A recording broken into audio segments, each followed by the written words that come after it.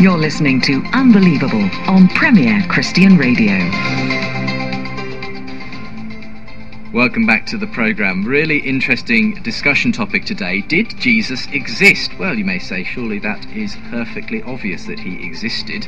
Isn't the question more around things like whether he was raised from the dead? Well, there are people who are more sceptical than that, I can tell you. One of them is Ken Humphreys, who's the author of the website JesusNeverExisted.com. As he said, he, if you like, represents the somewhat more radical edge of historical analysis in terms of his actual denial of the very existence of the man Jesus. And we'll be finding out from him in due course why he doesn't believe there was an actual historical person called Jesus who did the things recorded in the Gospels and etc. So J.P. Holding, a Christian apologist, countering that and bringing his evidence for the existence of Jesus. Indeed, he brings evidence for the resurrection as well if you visit his website tectonics.org. So before we come to JP, Ken, most people would say, what are you going on about? Jesus never existed. I mean, surely that's fairly indisputable, isn't it? Well, let's take that point. Let's deal with this one up front and in an honest fashion. Most people in this world would agree that Jesus existed. I have no question with that. They will say, if asked, of course he existed. If you then ask them to say, well, explain how you know that, I think then you would discover they begin to and ah a little bit in trying to establish it. Because the fact of the matter is, the overwhelming majority of believers in the historical Jesus simply assume he existed. And not only do believers assume he existed, so do many scholars, and I've read many of their books. You can open them, and on page 1, in paragraph 1, they will make a declaration about the existence of Jesus. This is before they write anything investigating it. They will say Jesus was, Jesus did. Now, that is the problem that has to be stated up front.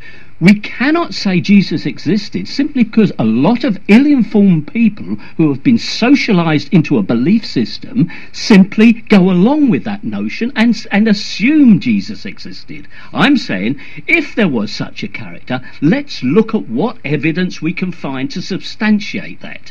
And that's where the problems begin. And it's not just myself. For 200 years, scholars have gone down that path and thought, my gosh, there is no evidence here for the historical Jesus. And at that point, the wagons get circled. Okay, just maybe pinpoint what these things are then that these scholars would come across, things that suggest there really is no evidence for. Well, the point is, if we are trying to establish a bona fide character as opposed to the probabilities of a character, then that is very different. Of course there were people called Jesus in first century Judea.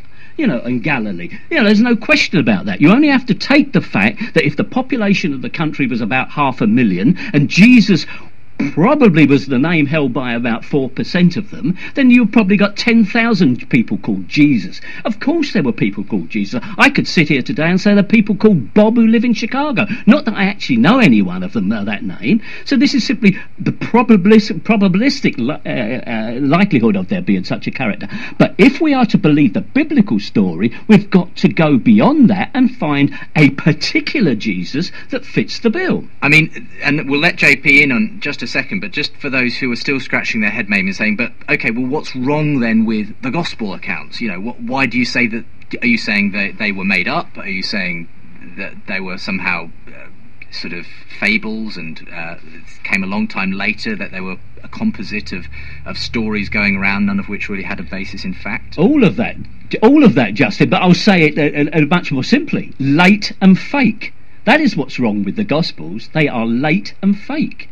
And that's why I make my first point. There is a lack of contemporaneous witnesses. That is, people alive at the purported time of Jesus who recorded the fact. Now, I know, and JP won't surprise me with anything here, the only answer they can make if called upon to answer that very specific question is yes, but. That is the problem.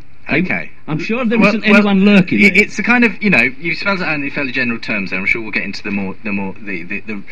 the particular issues as we go on. So, JP, your response to this late and fake and the fact that there are a lack of contemporaneous witnesses. All right, well, let's make sure we understand the terms of what we're talking about here. I made a comparison to the thesis that Shakespeare didn't write his plays and the Trade Center disaster was engineered. And his response was to the effect that this is different because we're talking about God interfering in human history.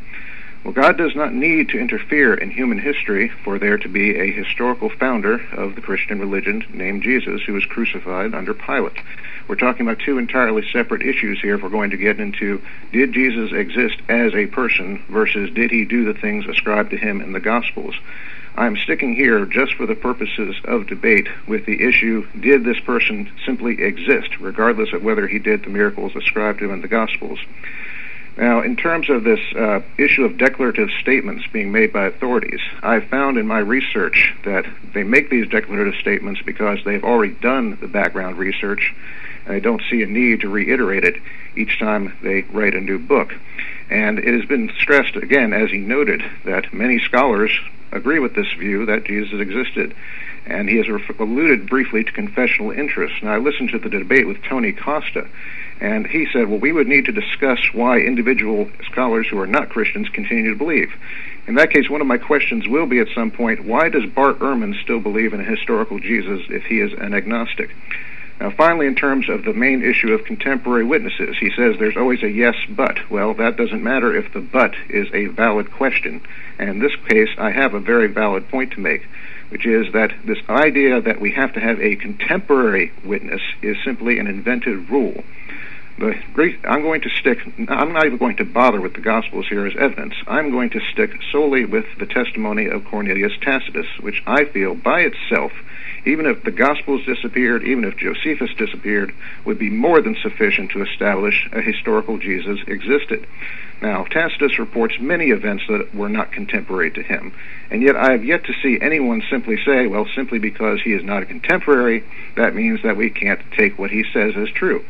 The reason that historians don't mind taking it otherwise is because they know that Tacitus did research, that he was a very reliable historian, that he knew his business. Just give us an idea of when was Tacitus living and recording in relation to Jesus? It's kind of difficult to establish exact dates of birth and death, of course, but most people would say he's somewhere mid-1st century is when he was born, say around the time of Nero or perhaps earlier, and that he died somewhere around 120, which would be the early 2nd century. Now, the life of Jesus, of course, would be somewhere around 4 BC to approximately maybe 33 AD, depending on what chronology you want to use. But obviously they were not contemporaries. So, but you're saying that's not really the issue. The fact is he was his historian, and he applied the same historical methodology to Jesus as we trust him for with many other people that he writes about. Precisely. And see, what I'm going to say is that any argument that anyone holding the J&E position, not necessarily Ken again, but just anyone, any argument that they will use to try and say a person named Jesus did not exist can be turned around just as readily and applied to say that, say, Gamaliel did not exist, that Socrates did not exist, and further along, the Holocaust did not happen, Shakespeare didn't write his plays, and so on. And that is because J&E at its heart requires simply special pleading, let's look at the evidence slightly differently for this or that reason, and so on. So are you suggesting then that Ken is asking for greater historical proof for the existence of Jesus than he's actually would be asking for any other historical character? That would be the case, and I'm not saying that he doesn't give some kind of reasons, because I did listen to the Costa debate. I know he gives certain reasons, such as, they had confessional interest, but I'm saying that those additional reasons are simply contrived and inadequate, and that they are not fair play, shall we say. So you're saying then, Ken, I mean, and JP here is referencing to some extent the debate you had about a year ago now with Ken Costa, Tony Costa. Yeah. The fact that yes, the gospel writers, those witnesses, etc., had some kind of a vested interest. A vested interest. Indeed, yes. they did. Indeed, they did. Yes.